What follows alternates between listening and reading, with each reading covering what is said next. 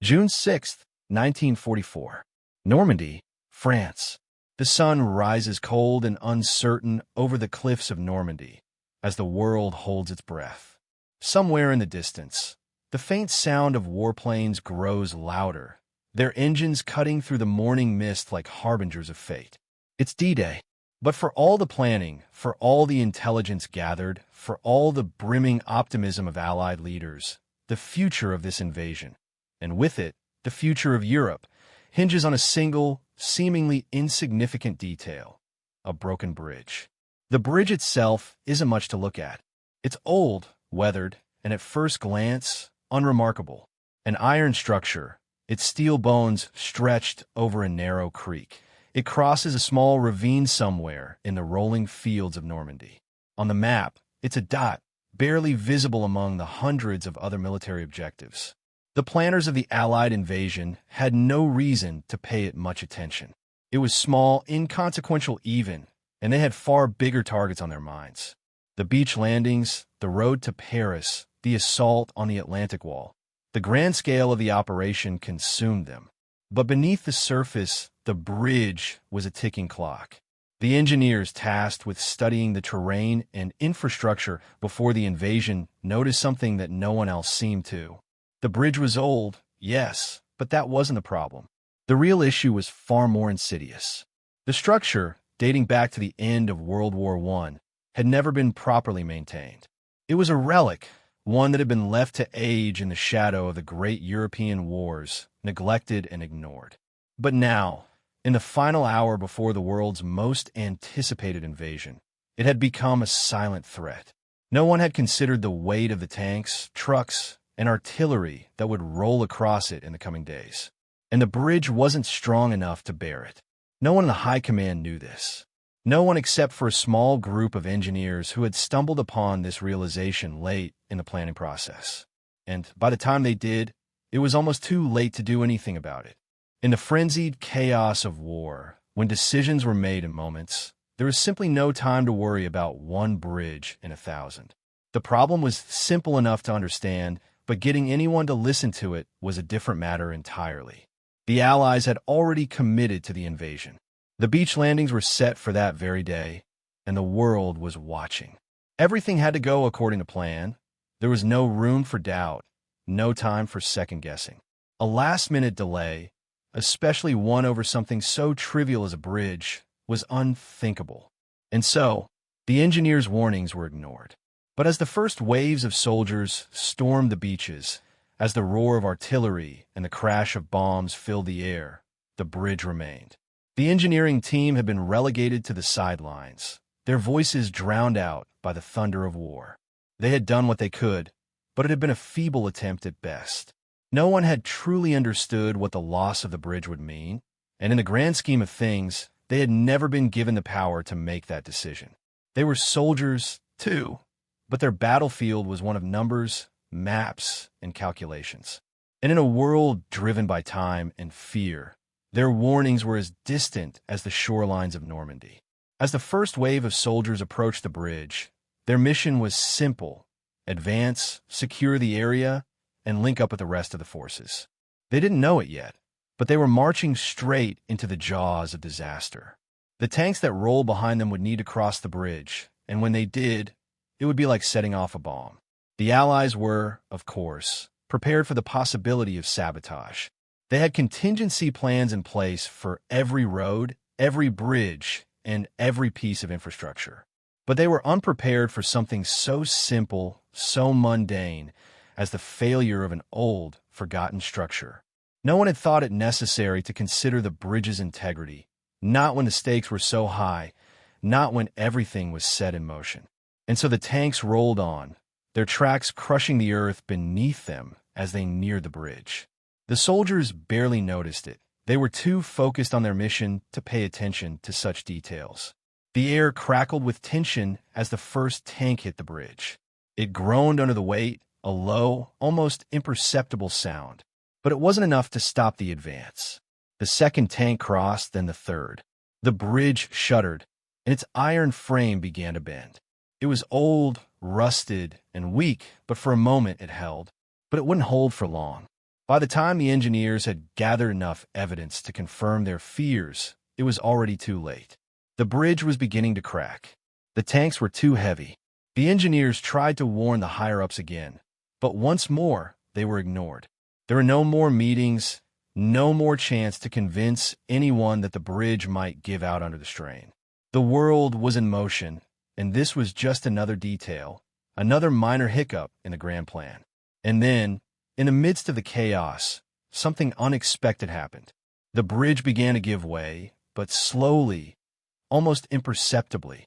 The cracks spread like veins across the iron, and then the first piece of the structure tore loose. It was a sound that no one had anticipated, a sound that would echo through the pages of history. The ground beneath the tanks buckled, and the first machine fell through. It was an explosion of metal, a catastrophic failure that no one had ever seen coming. The bridge, so inconsequential in the grand scheme of the invasion, had become the single point of failure. The entire advance ground to a halt. For a brief moment, the Allies were paralyzed. The tanks couldn't cross. The infantry couldn't advance. The critical path to Berlin, the road to victory, was blocked by a bridge that no one had thought would matter.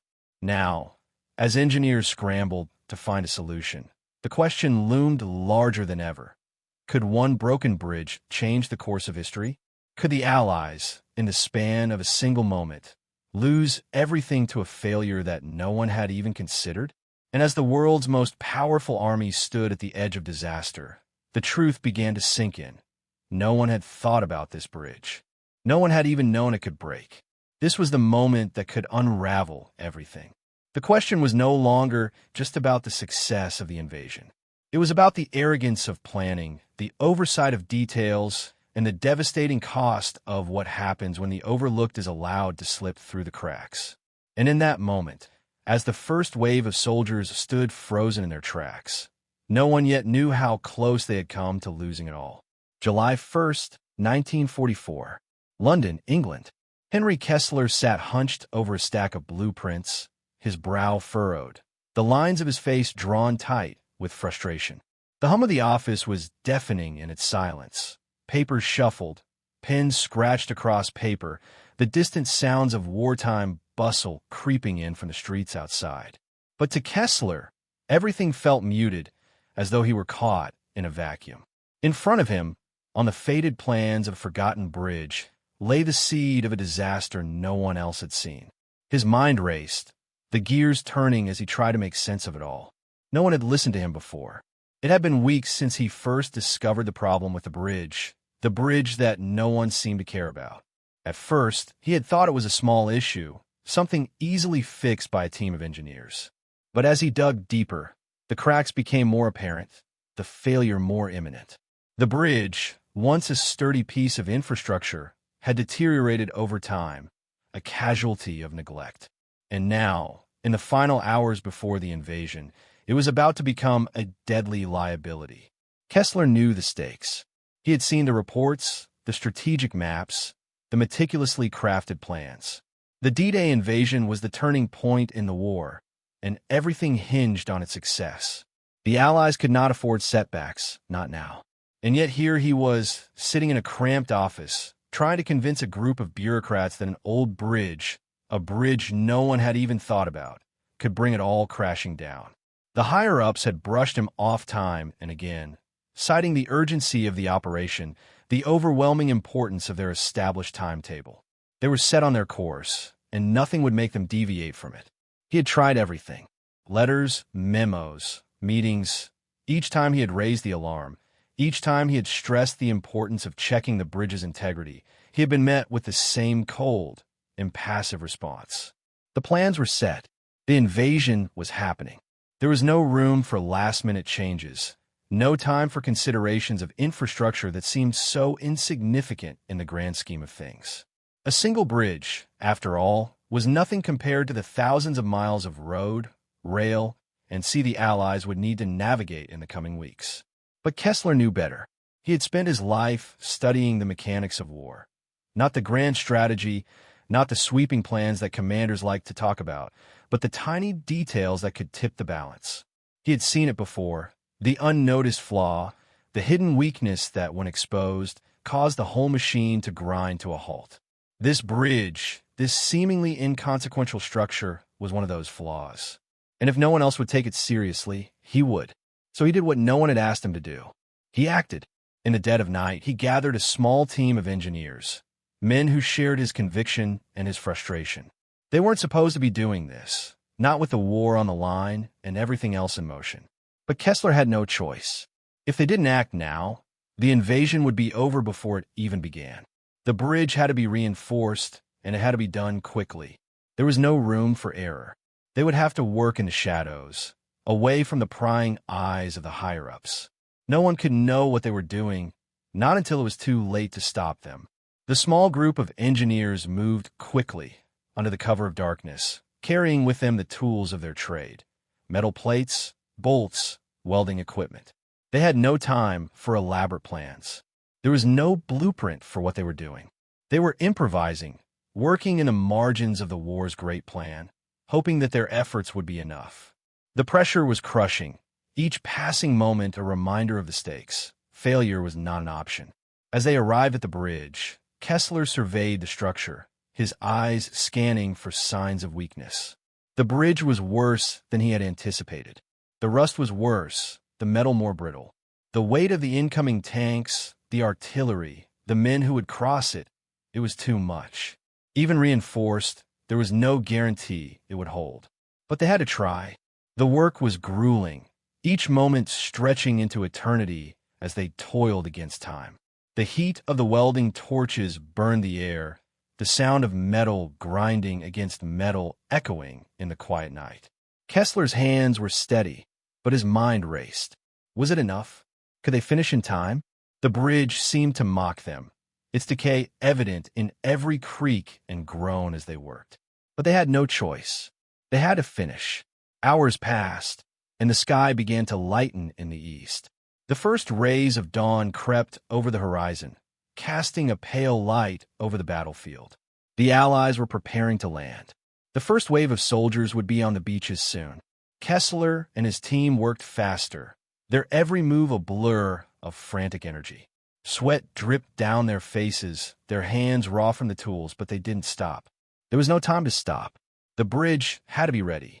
At last, as the morning light broke over the horizon, Kessler stepped back and surveyed their work. The reinforcements were in place.